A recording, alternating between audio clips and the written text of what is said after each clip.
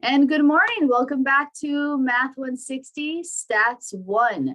We are going to begin with Unit 1. We are finally ready to jump into our guided notes. So let's take a look. Hopefully we all have our notes printed and we're ready to go. If you have any questions at any time, please don't hesitate to ask. I want to make sure that this is as clear as possible. And I do want to make sure that, especially setting up all these definitions, that it makes real sense. So if it doesn't, ask me and we'll clarify. Let's check out the notes. All right. Turn the page. Let's start with some definitions. So we have data. We will define data as a collection of observations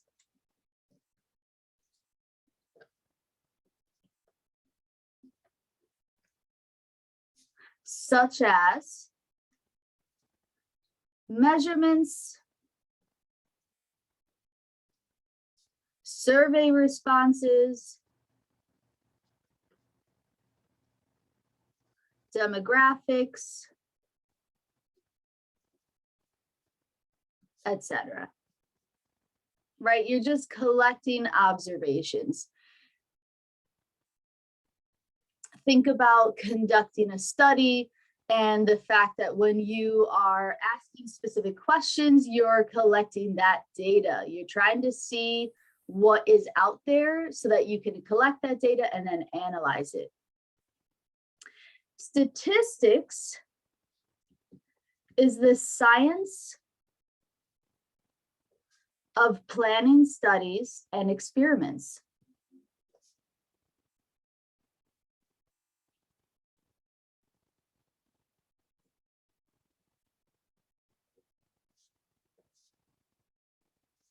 It's obtaining data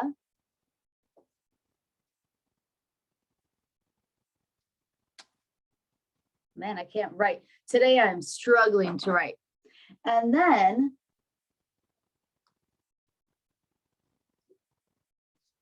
organizing,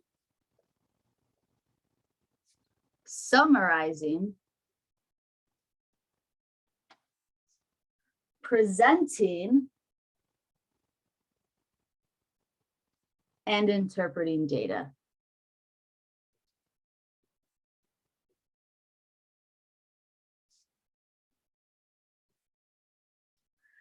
When you think of running a study, you want to think about beginning to end. You want to think about asking a question that you're curious about. You want to think about collecting the data from the population that you're trying to survey.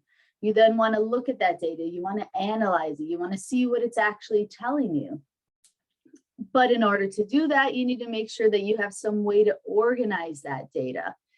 You're then going to present it and interpret. So you can make inferences based on that data. So there's a lot of things that you can do in any one particular study, which is why sometimes it takes months and months and even years to conduct a study. There's so much that goes into that process. We then draw conclusions or make generalizations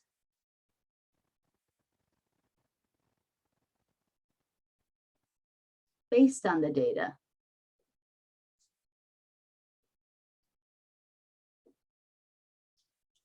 What is it telling us about that particular sample, and how does that relate to the population, right? How can we relate this back to the population, especially if we looked at a sample, a subset of the population?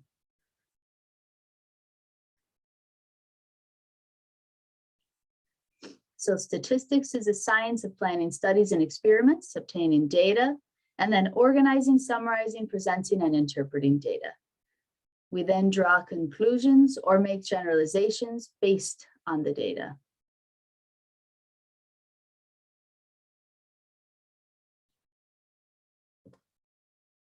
Perfect. Under population, population is defined as the complete collection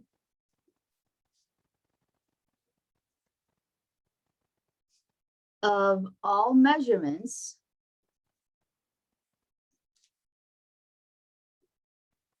or data that are being considered.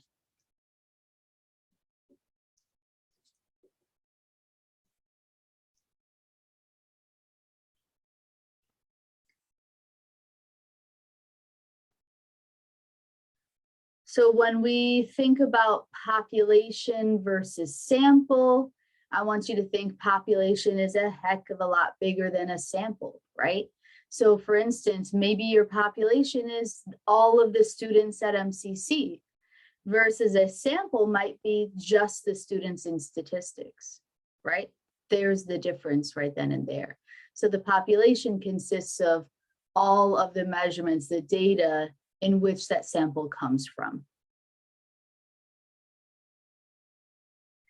When we think of population, we can have a finite population or an infinite population. I know that sounds a little bit crazy, but think of when you consider finite, maybe the students at MCC, right? When you think of infinite, think of all of the people who live across the country. So when you consider students at MCC, luckily we can count that, it's countable.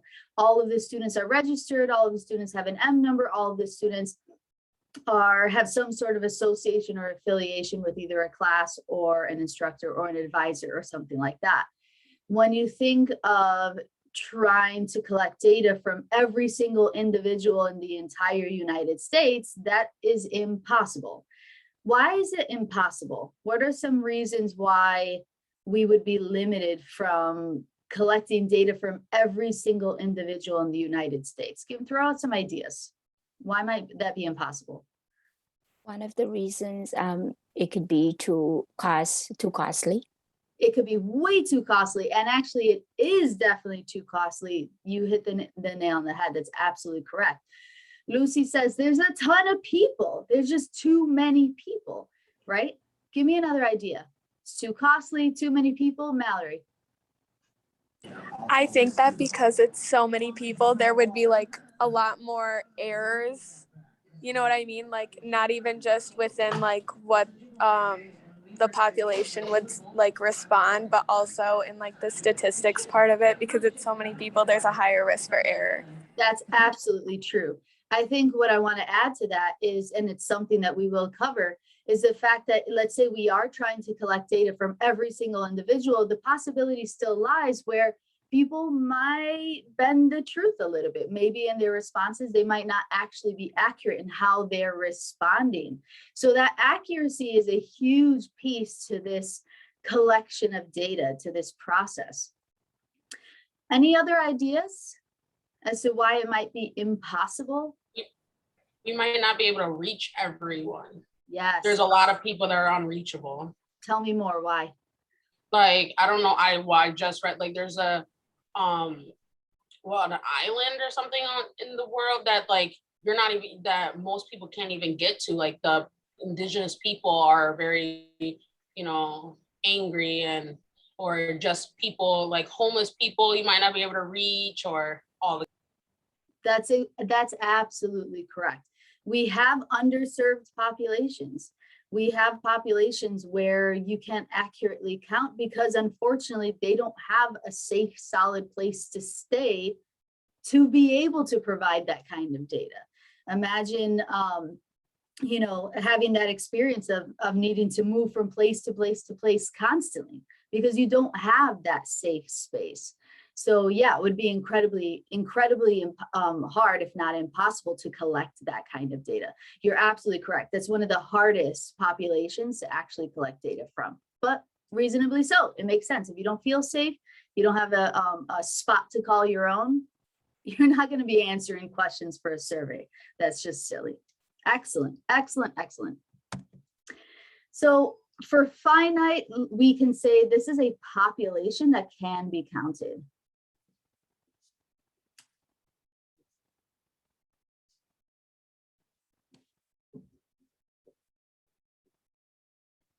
Okay, so population that can be counted. I do want to add to what Aniqua said too, and throw in another idea of trust. So if you are trying to collect data from underserved populations, you need to prove trust, and that's hard to prove, especially if they've never met you before. So knowing that these individuals may not have a place to call home, they may not feel safe, and then you come in and you're trying to collect data, trust. It's about trying to build that so that you can collect that information. That's really, really hard as well. Infinite, as we just discussed, this would be that population that cannot be counted.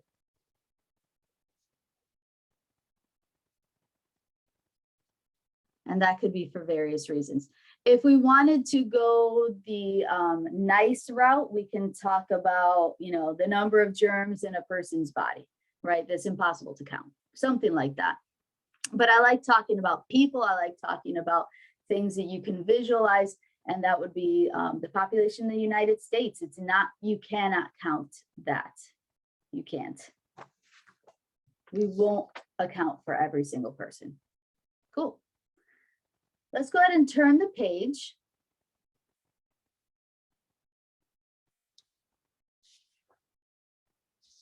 Next, we have sample.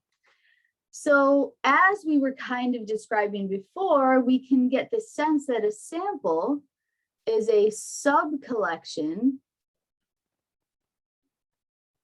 of members selected from a population.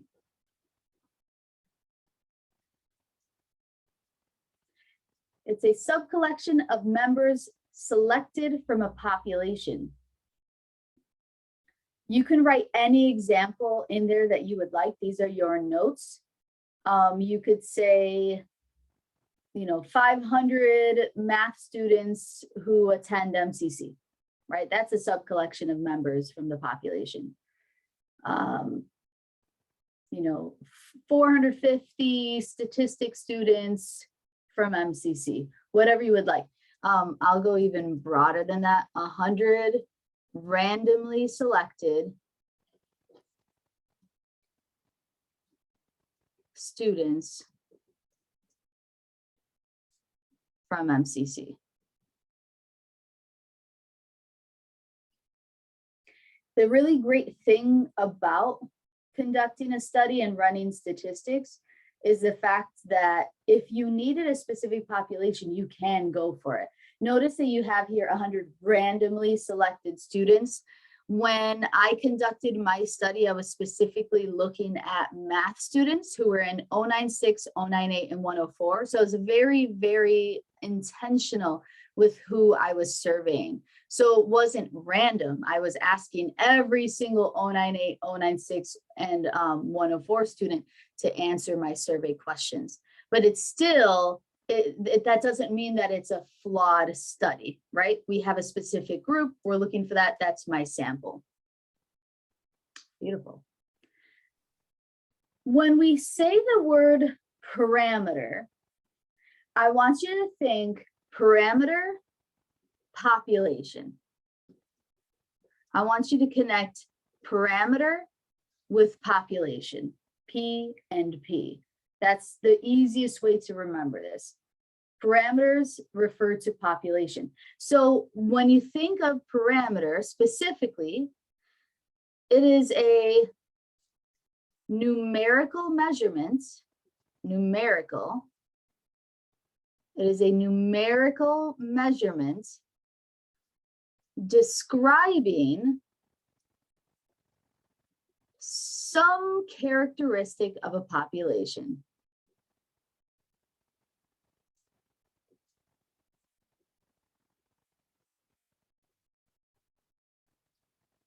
Okay, population parameter. A parameter is a numerical measurement describing some sort of characteristic of a population.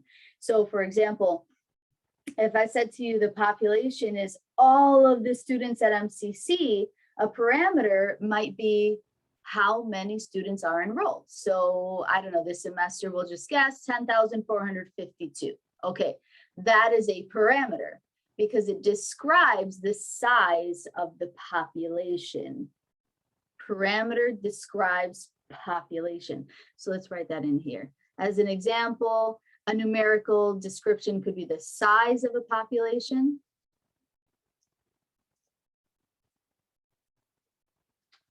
Or, I mean, it could be descriptive statistics for a population.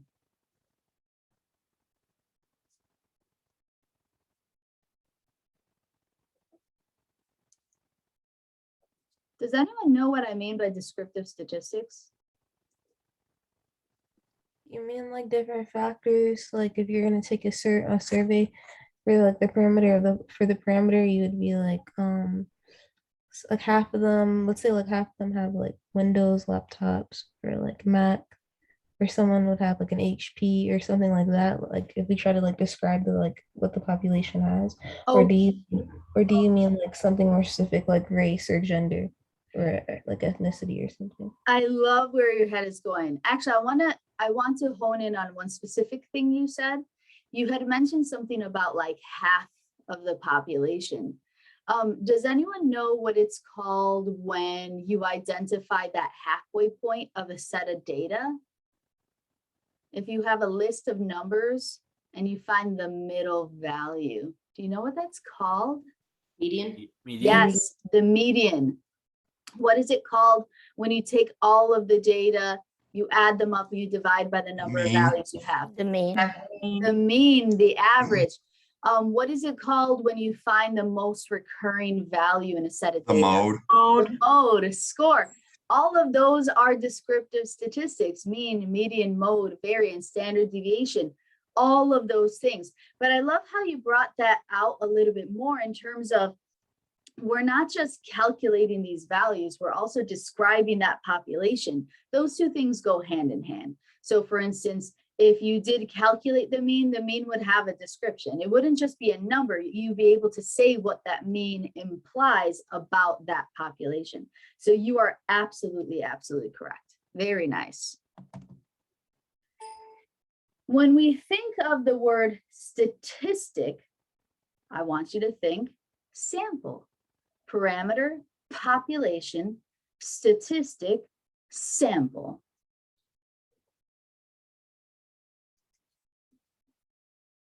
So a statistic is a numerical measurement, probably guessed that. You could probably fill in the blanks too. A numerical measurement describing some characteristic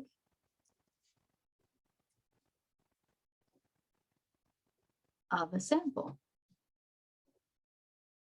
It's the exact same idea as parameter, but parameter specifically describes the population, whereas statistic describes the sample.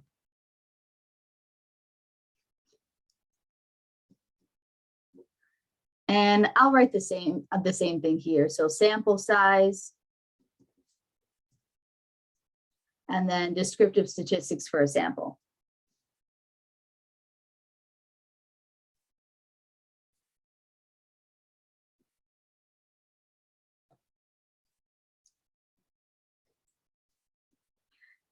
You're probably wondering why we have these two separate definitions. Mathematically, when we collect things like mean, median, standard deviation, things like that, we actually have different notation for a population and a sample. They're actually very different. As an example, just so you can kind of see it now and get a sense of what I mean by this. If I wanted to calculate the mean for a population, the mathematical notation for the mean, which indicates that we have data from a population, is the Greek letter mu.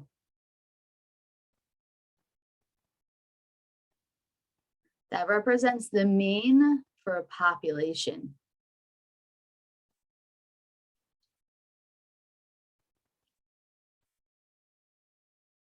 Similarly, if we wanted to identify the mean for a sample, the notation is X with a bar over it.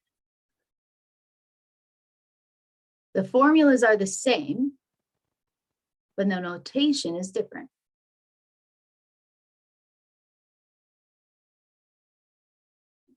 It's interesting because with statistics, we become much more clear about what it is that we're referencing. And that goes all the way down to notation.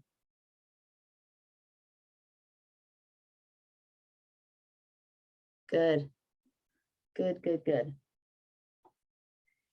Next we have, and again, this is just the tip of the iceberg. So I just wanted to introduce you to a little bit, just to show you the difference, which is why we use different terminology. Next we have variable. So when you think of variable, right, variable varies, is any characteristic, number or quantity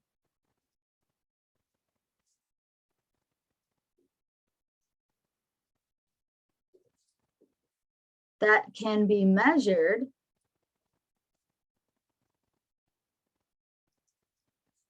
or counted.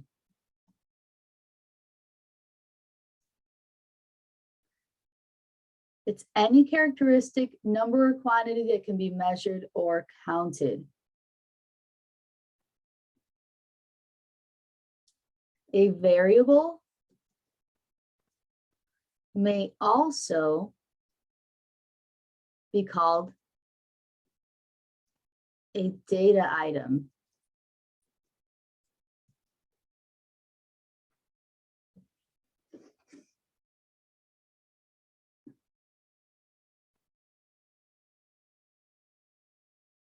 So as we were referencing earlier, we had mentioned things like demographics, right? Age, gender, excuse me, race, height, weight, income, eye color, household size. Those are all variables. Those are examples of variables. So it's some sort of characteristic.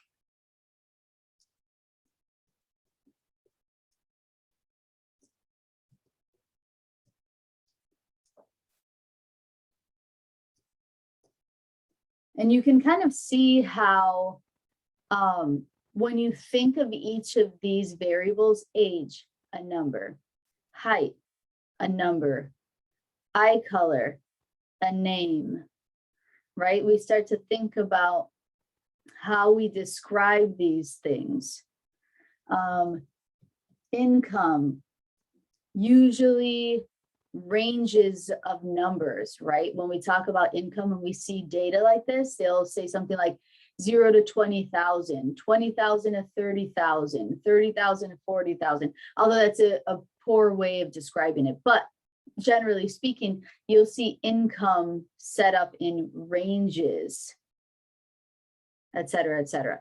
So these are just examples I wanted you to think about, because variables can also come in names as well. Brown, black, blue, right? That kind of thing for eye color. Beautiful. All right, let's get into some practice problems just so we can put all this stuff together. Let's turn the page. Practice problem number 1.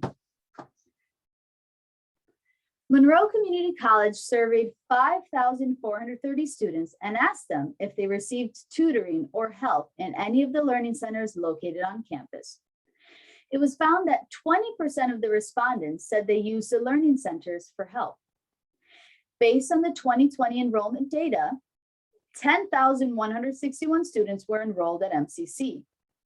The results from the survey are a sample drawn from the population of all students that attend MCC. So in this case, how would you describe the population? In your own words, taking a look at this example, how would you describe the population? Think big picture. Who are we? Is it all the students that attend MCC? Perfect. I love how you said that.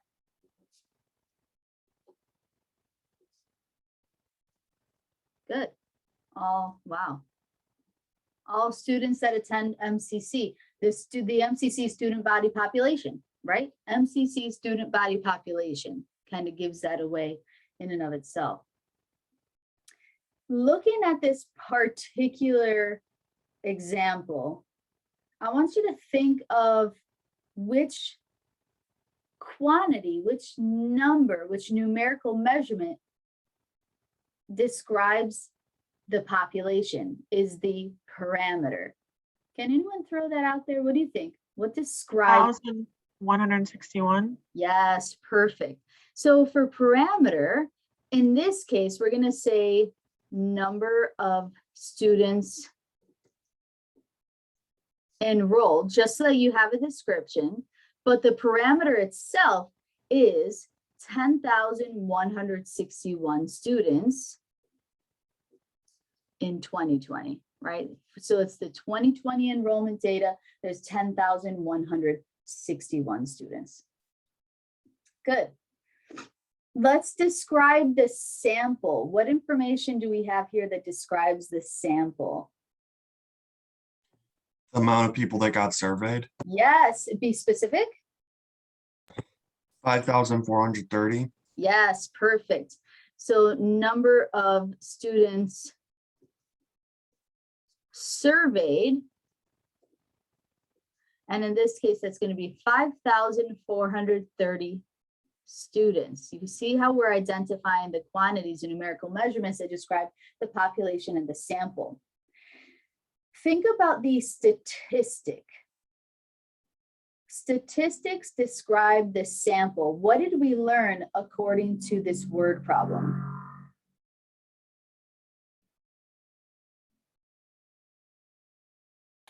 Is it the 20% that responded? Yes, tell me more. They responded how? That they got help from the learning center? Perfection. That's exactly correct. So in this case, we can say that the statistic is the 20% of respondents saying they used the learning centers.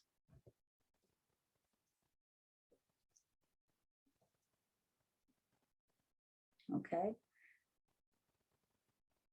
Another statistic besides the 20% of respondents saying they use a learning center,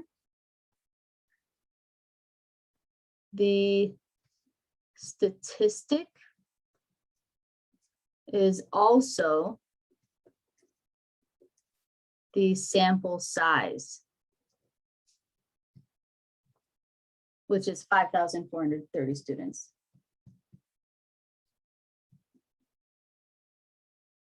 Perfect. So again, statistic is that numerical measurement, and both of those things describe that sample. So in this case, looking at that particular word problem, what would you say is the variable in this study? What's the variable? What are we actually asking? What am I trying to do? Students that received help. Yes, that's exactly it. So the variable in this study is identifying whether or not the students used the learning centers. So essentially, when you ask that question, they're either going to say yes or no. So this is it's essentially a binomial distribution, and we'll get to that way later on in our course. But for now, we're going to say the variable is, let's write assistance received via the learning centers, the MCC learning centers.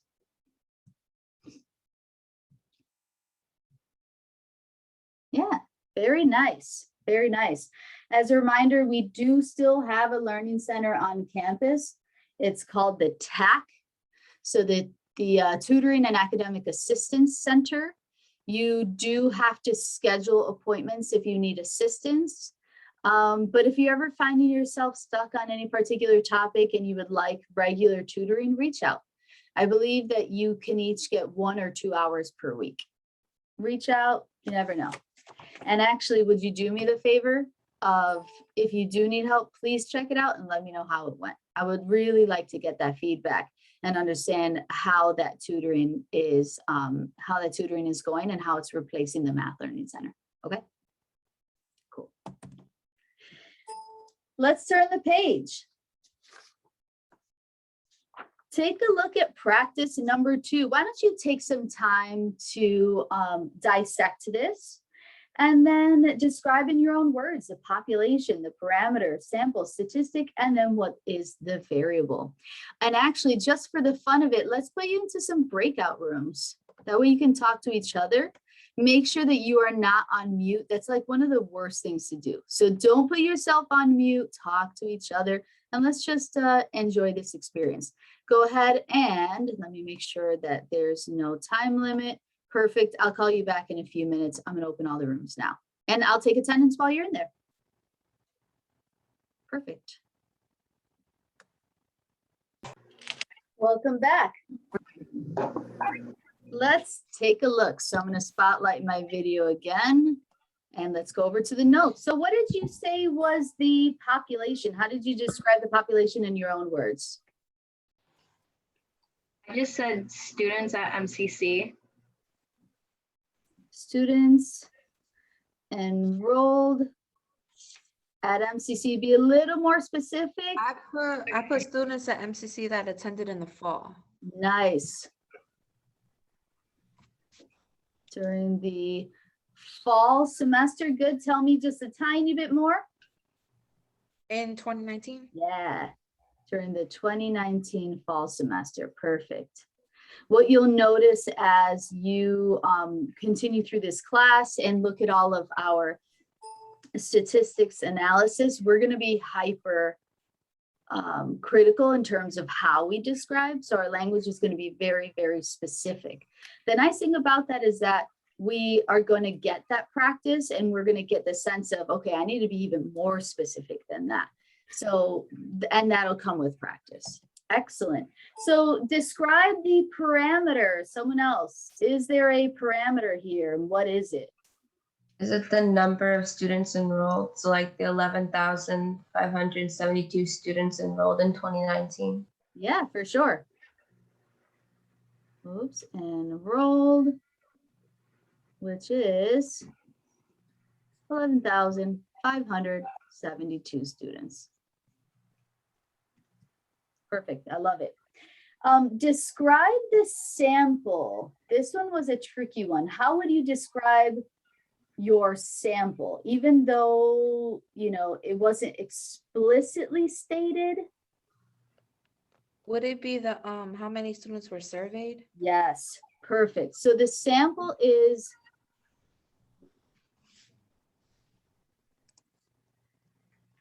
the surveyed MCC students. It's probably unlikely that every last 11,572, student, that every last student took that survey. Oftentimes, we will probably see it. Maybe we think it's spam. Maybe we're not interested.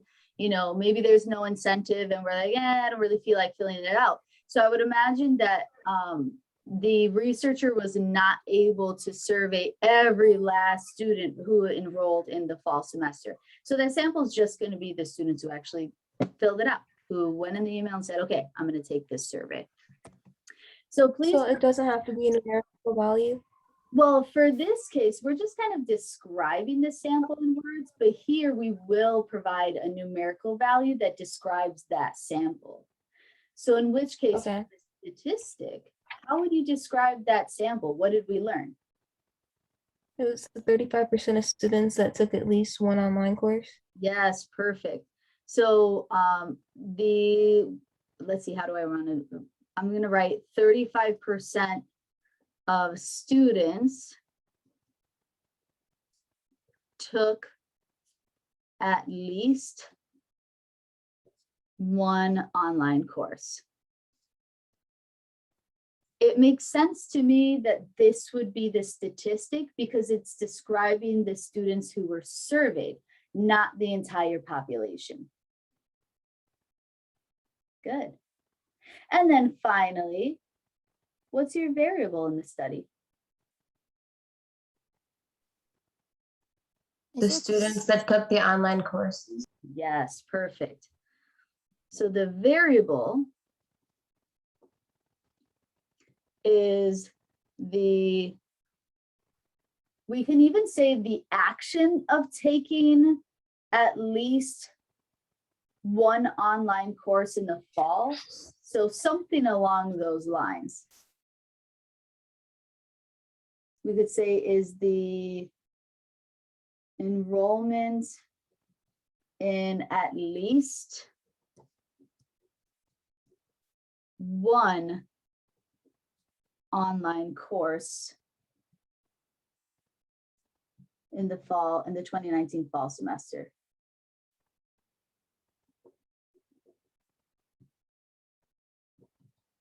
Cool. Why isn't the sample size the 11,000 students? Well, because in this case, we're talking about the population, which we described as the number of students enrolled in the 2019 fall semester. So if we are saying that the population is the number of students during that semester, then the parameter specifically describes that population. So think of those two as being pairs. So in which case the 11,572 students, that's the parameter describing that population. If we went further and said 35% of the students took at least one online course in the fall and 3,618 students were surveyed, then we're like, oh, okay. So I know the sample is the students who were surveyed, and then I'm also given information about how many actually took the survey. So in this particular example, we weren't provided with the number of students who actually completed that survey, but we were just given that 35% of those said that they took at least one online course. Does that kind of help thinking about it as two different groups?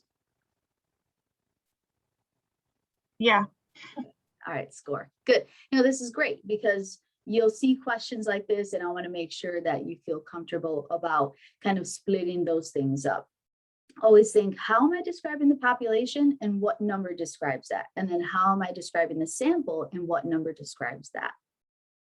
Beautiful. Let's turn the page. So now we have types of variables. We have categorical or qualitative data.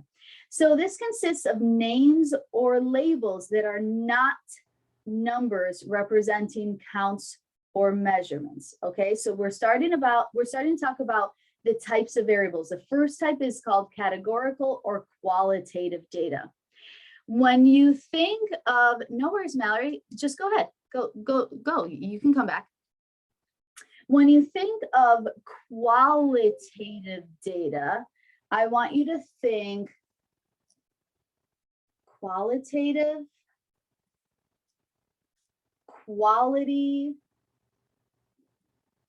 description.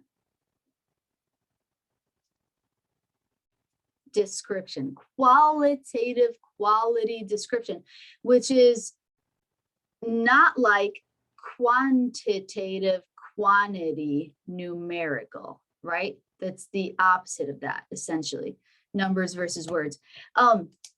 If you've ever heard of research being categorized in a quantitative analysis and a qualitative analysis, what you'll find is that there are individuals out there in this world who will poo-poo qualitative research. I hate that. I think it's the worst. There's so much value to qualitative research, but if you talk to somebody who's like heavy on quantitative stuff, I mean, I'm a math person, but I still find the value in both types of research.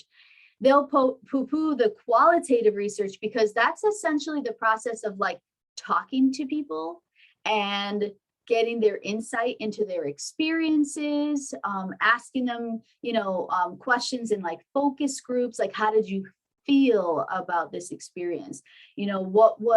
How can you describe this in your own words? What did you go through? There's actually a huge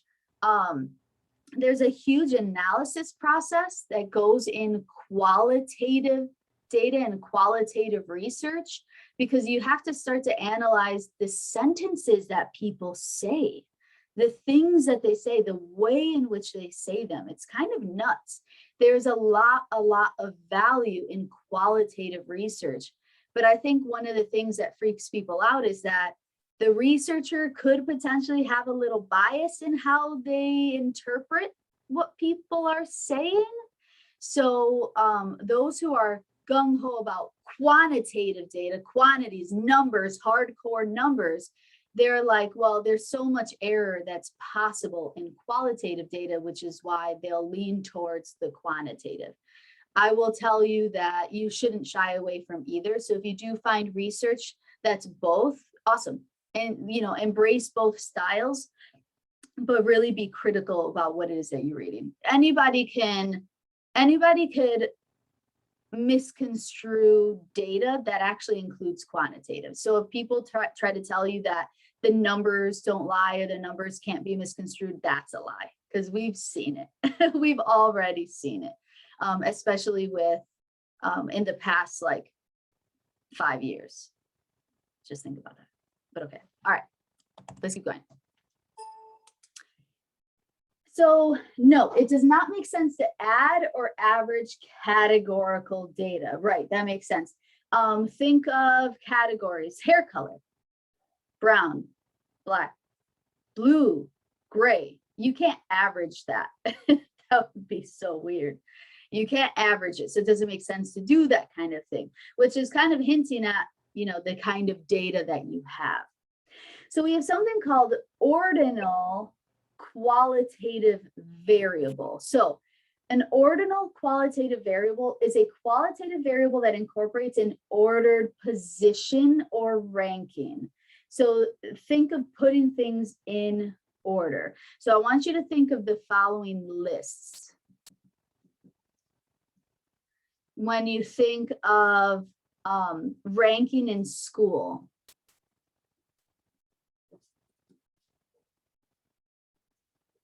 like, how you'll take a survey and then they'll ask, do you have,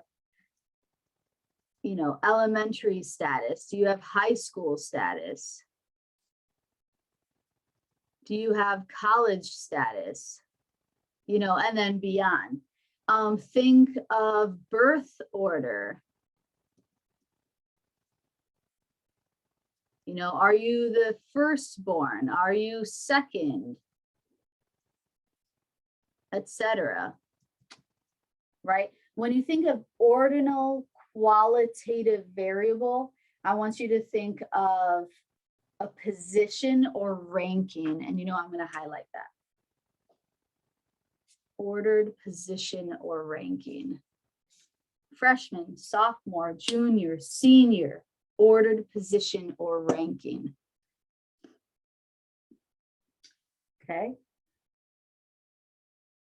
When we think of nominal qualitative variable, it's a qualitative variable that characterizes or describes or names an element of the population. The data cannot be arranged in some order, such as low to high. It's not possible. So data is essentially assigned to a category. So think naming things. So a perfect example of that would be hair color. You can't rank that from low to high. That doesn't make any sense, right? It's not like you're saying, brunettes are better than blondes are better than, no, that doesn't even make any sense at all. You can't rank hair color. Another idea here, which may seem counterintuitive, but is zip codes. You can give that name to that area, but you can't rank them from low to high. Right. And I know you're probably thinking, well, 14623 is, a smaller value than 14624, but What does that actually mean? Smaller value, right? So this is more about just naming it. It doesn't make sense to average anything out. Professor, I have a question. Yes. For my own notes for ordinal, can I do in my example, like you just said, low to high, just so it can stick with me? Yes, and actually what I would recommend for ordinal is use an example that resonates with you. Like I had said, freshman, sophomore, junior, senior. That's something that I think really shouts order, right? 9th grade, 10th grade, 11th grade, 12th grade. That may be helpful too. Just kind of looking in terms of, you know, ordering that qualitative variable where you are in your high school career, right? 9th through 12th grade. Does that help kind of thinking about it that way too?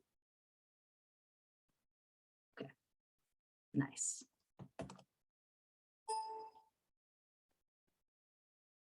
Yeah, hair color, zip codes. I mean, you could even say favorite book, right? I mean, sure, we have with favorite book,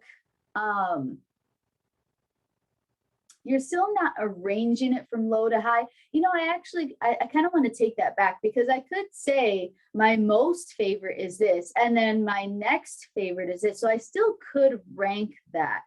So maybe I wouldn't put that here. I don't know. Or I could just say books that I have on my shelf or something like that. So they have names, you're naming it, but you're not actually arranging it from low to high. I think I was being overly critical with the favorite book thing. Sometimes I do that. Okay, that's categorical or qualitative data. Next, we have quantitative or numerical variable, right? That quantitative data. So it's a variable that quantifies an element of a population. Quantitative, right? Quantity. I'm going to write quantitative quantity. Quantitative quantity. How much, right? Quantitative variables can be subdivided into two classifications. They can be discrete or they can be continuous.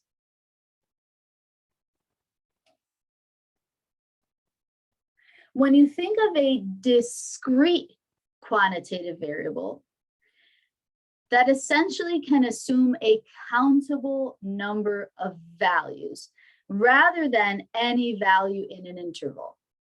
Okay, so a perfect example of this to show a discrete quantitative variable is the number of students in class.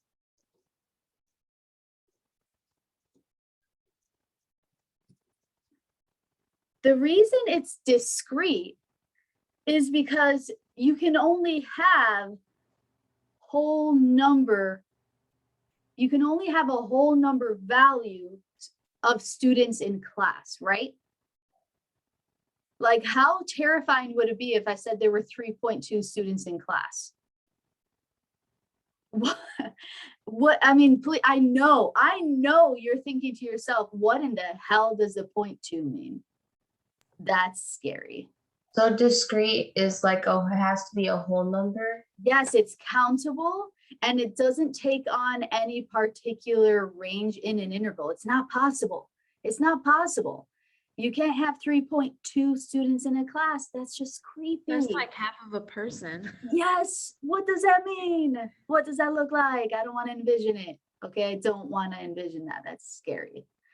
Every time I think of problems like that, I mean, and I know that we do mathematically, like when we find the mean, the median, mode, we do have decimal answers often, but when we're trying to describe this population or sample in a discrete way, we're going to use whole numbers because it doesn't make sense to use decimals. It doesn't make sense to use fractions of a person. It always reminds me of what's that movie, Human Centipede. I don't know why it does. I'm so sorry. It freaks me out. And every time my brain goes there, it's terrible. I wish I never watched that movie. That was like the worst example to give. That gave me nightmares when I was smaller. It took me years to get over it. I'm still not over it, clearly. There's some things that just burn themselves in your brain, and that's one of them, unfortunately. I will never unsee that. Same thing with Momo. You guys ever heard of Momo? That like thing that people were putting in like the YouTube videos for the kids that was super scary and telling them to do really terrible things. I will never unsee Momo. Don't look it up. It's not worth it. If you didn't Oh see no, it's horrible. It's horrible. it is. Yeah. It's terrifying. I'm I an had- adult and I had I night. had to, yeah, I had to dig in because I have kids, so I had to make sure I figure what was going on. Oh, It's horrible. I'm probably so freaked out. I was freaked out. Ugh. The things that are out there. So, okay, discrete. I want you to think countable. Another example. Number of cars in a parking lot. Now it would be super funny if somebody said there were 115.5 cars in a parking lot.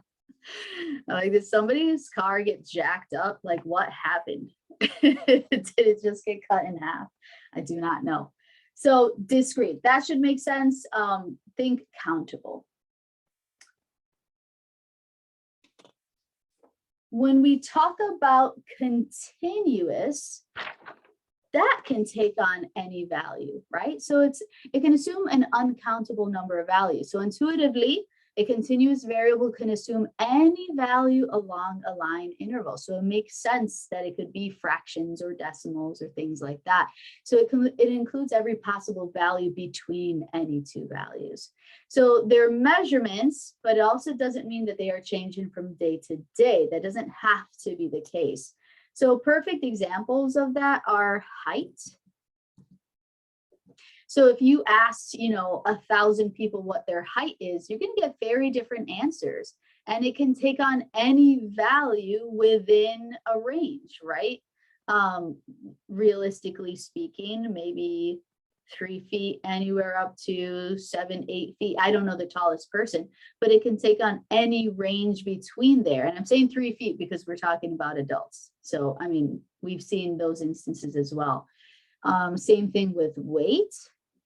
Same thing with temperature.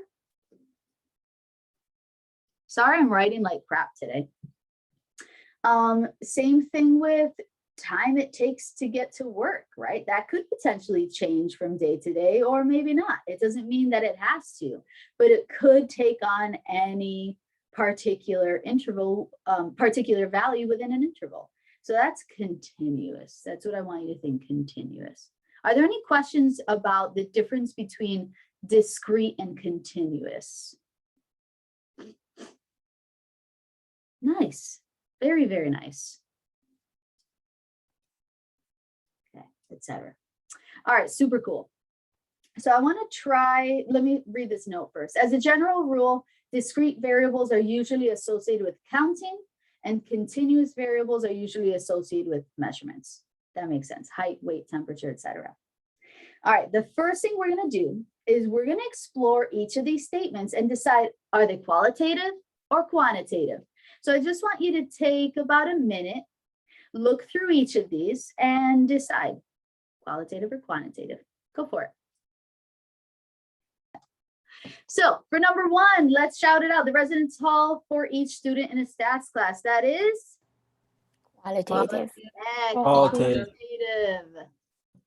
Can I abbreviate? I did. Number 2, the average amount of gasoline pumped by the next 100 customers. That would be Quantitative. Quantitative. Yes. Quantitative. A person's favorite color. Shout it out. Qualitative. Yes, qualitative. The weight of your car. Quantitative. Quantitative. It's a quantity. The number of times a person goes to Starbucks in a week. Quantitative. Yes, very nice. That could be a problem. It's not my problem anymore. It used to be, not anymore. I recovered. The breed of your favorite dog. Qualitative. Very, very nice. Yeah, that was an issue. I was spending like $100 a week. I was like, this is stupid. Why do you do I have this? 200 stars. What's that? I have 200 Starbucks stars. It means I spent $200 so far, and I've just got the app like a month ago. So before then, Honestly, I was fine with spending more. that is How do you stop? Because I seriously have issues. the Like okay, I've probably spent You like don't. $400 on Starbucks this whole month. they made a killing from me. They made literally a fraction of my income. The only reason I stopped is because I started counting macros and I started making my own collagen protein coffee at home. And I'm like, I can get 30 grams of protein just from my coffee at home, and I can't get that at Starbucks. If they started to provide a protein coffee, I'm done for. I'm gonna be done for. Pretty sure at one point they did have it. They had like the protein powdered one. Oh my but then God. they got rid of it. If that ever comes back, I'm losing money. Ooh, that's gonna be bad. That is gonna be bad. Okay, we still have about 6 minutes, so I think we do have time to try this page. So we have, let's take a step further and decide if the statements below. Now check this out. You have a lot to choose from. Qualitative nominal, qualitative ordinal, quantitative discrete, or quantitative continuous. And then think about explaining why. I may leave this as is for you to kind of think about. And what we'll do is we will look at this first thing on, what's today? Wednesday? Yes, so we'll look at this first thing on Monday, even though that's a week later. We don't have school on Monday. Oh my God, you're so right. We're off Monday and Tuesday, Labor Day, score. So wow, I'm gonna Wait, I have a question. yeah, go for it. Oh my God, I'm in the cafe right now and everybody just looked at me when I asked that. But anyway. They're like, getting embarrassed. Okay, do we have homework in this Um, class? that's a great question. And yes, you do, but I don't think we're ready for the first assignment yet. Let's take a sneak peek. So we have intro to stats, and you have your resources and stuff like that. So you can take a look at all that good stuff.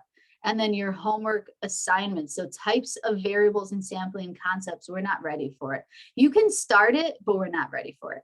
What you'll notice that in each unit, you only have a couple assignments. It's not like a ton. When we were creating this, we were intentional with the number of assignments we were giving you.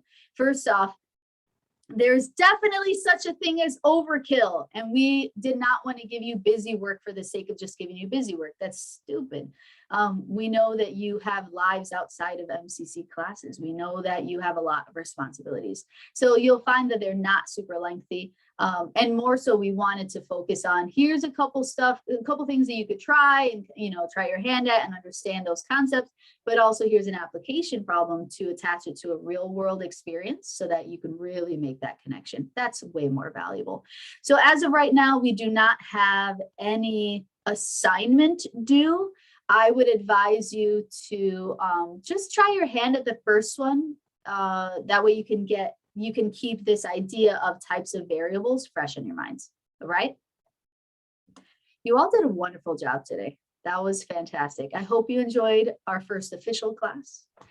Thank you. Yeah, you're welcome. Thank you. You're I welcome. had fun. I'll see you in a week. Adios. I hope you know Bye. how much I love you. Bye. You're my favorite. Thank you. You're my favorite. I think I can say Literally that the too. best math teacher ever. I've never felt so comfortable in my life. Yes, good. Okay, I- that's exactly what I want. I have a quick All question. right, Do you teach 165 math? No, I don't. Right now, I'm actually Oh. tutoring a student in 165. The only issue, Suraj, is that as the classes go higher and higher, it becomes way more competitive. And I'm one of the newer instructors, although we did have a bunch retire. Oh, I shouldn't have left that on video. But I don't care. So we did have a bunch of people retire, but it is competitive when you ask for like 165 or 175 or 200 or things like that. So I really like to grab the classes that are like, I love teaching. They're going to be filled. I get to work with a ton of students, and I love stats. I'm like super stoked about this. And I love tell. filled up just like that. So Yeah. But that's Okay. not to say if you need help in 165, come see me. I'm gonna be around. Okay, I will. I definitely go. Are they not worried about Thank you. handicap right You're now? welcome. What's that? If we stay, Are we not worrying about mini tab right now? Are we Yeah, figuring I that mean, out later? Yeah, we can figure that out later. What we'll do, I'll send you an email to let you know if Okay. they updated the Acronis with the new Okay. license. If they did, and for instance, your mini tabs aren't working, we'll try the new license. Okay, perfect. Thank you. Sure, you're very welcome. Yeah, Have a good one. I was gonna if ask we- about that because I had Minitab actually downloaded from last semester, but when I went into it, I checked when you said the license thing, and I did get that license pop up. Okay, okay. So I- do I have to delete it? No, I don't think you have to delete it. I think you might just have to put in the new license. So like it's the Put in same. like a new number? Yeah, give me one second. I'm gonna open this. Let's see. You know what? And also, let me stop recording.